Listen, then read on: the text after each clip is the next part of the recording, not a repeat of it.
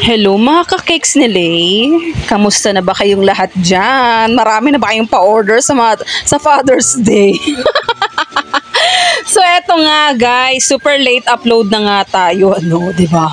Meron nga kasi tayong same day order nung nakaraan. So shoutout kay Ate Early na umorder nito. Actually dahil nga same day order, wala talaga tayong nakabake na number 9. So syempre, alam nyo na ang kasabihan natin, ang baker nagipit. Sa rush order kakapit, di ba? So kasi hodang wala tayong number 9 na na-bake, kaya nating gawaan ng paraan yan. Meron naman tayong available na dalawang 6x3, di ba? For the cut tayo dito, te. So, pakita ko lang sa inyo kung paano natin siya i-form. Actually, noong mga panahon naman noon, wala naman mga molderan. Talagang manual cut talaga ang mga baker, di ba? Actually, yung ginagamit talaga noon yung square pan or rectangle pan. Tapos, minamanual cut lang nila yung mga number, yung mga letter. So, dahil nga ang available ko lang is itong round na 6x3, timing naman, ayan, for the bakatin na lang natin yung number 9, diba? Madali lang naman din siya kapag ganito mga letter, diba? Ay, number, ano ba yan?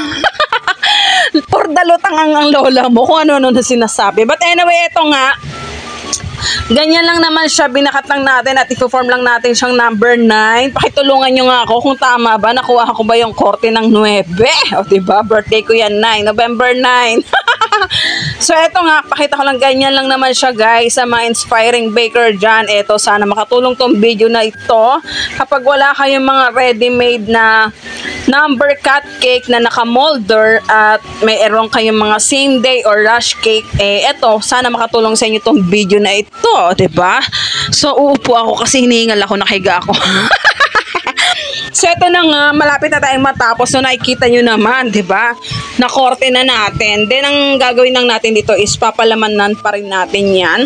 Ayan, so medyo pinipix lang natin para talagang hulmang-hulma o talagang makuha lang natin yung kanyang pagkakorteng number 9 paulit-ulit. So dinagdagan ko pa nga yung dulo niyan. So don't worry guys, kasi naman yung mga previous cake, or yung hindi naman previous cake, yung mga ibang baker talaga ginagawa talaga itong mga mano-manong cut at the same time, ayan, a-icingan na lang natin yan para magdikit-dikit yung mga nakat na mga cake, diba? Hiningal ako, ba't gano'n? Kailangan ko na talaga mag-exercise. Diyos ko naman, dito lang, may exercise ka na, tagaktak pawis ka rin naman. Diba, sa pag-oven pa lang, pawis na pawis ka na, tapos marami ka pang ganap sa buhay, diba? But anyway, talagang kailangan na natin maging healthy fit. Pero ewan ko ba, ang dami ko ng planong mag-low carb, di pa rin matuloy-tuloy. Ikaw ba naman araw-araw harap mo sugar? Di ka ba naman ba ma-attempt, o diba? May pa-milk tea ka pa. So eto na nga, pakita na nga natin ang daming kuda. Ganyan na nga ginawa natin. Pinalamanan ko siya, or naglagay tayo dyan ng piling ng mousse chocolate filling. Ayan, so parang ang ginawa na natin dito is full icing. Ayan, kasi 'di ba ang number cake natin is merong semi-naked, yung pagpapatungin mo lang palaman sa gitna. Ito is full cover icing na siya, guys, kasi nga kailangan nating pagdikitin ang mga cake. Ayan, at may tago ang mga chismis na mga kinatkat nating mga cake. So yung mga pinagtabasan, syempre alam na. Yung mga tabas, ayan, ginagawa ko siyang lava cake or kinakain. Kinakain na lang. Pero pag may time na maglaba cake, naglalaba cake. So yun, kinakrample ko siya, kinakrush ko, nilalagyan ko siya ng chocolate din. Ayun na nga, nilalaba cake natin.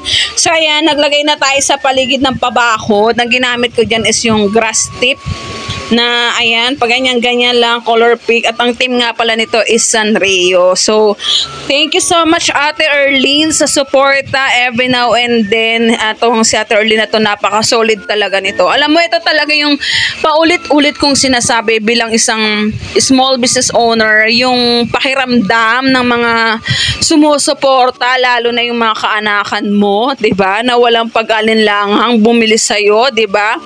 At sumuporta dahil syempre, alam naman nila na ito yung aming bread and butter for now, yung aking pinagkakakitaan, though may work si Allen, pero syempre, alam naman natin na ito talaga yung medyo more, basta yun na yun.